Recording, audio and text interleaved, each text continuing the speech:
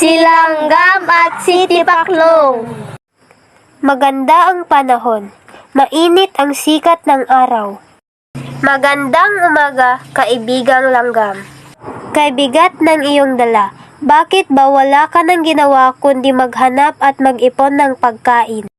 Oo, nag-iipon ako ng pagkain habang maganda ang panahon. Lumipas pa ang maraming araw.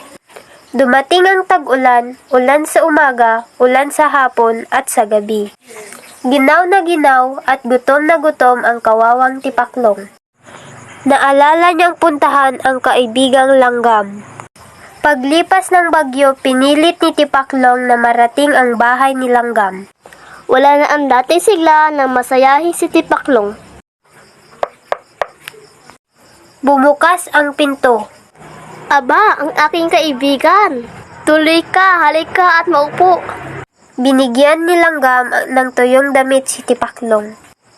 Ilan pang sandali at magkasalong kumain ng mainit na pagkain ang magkaibigan.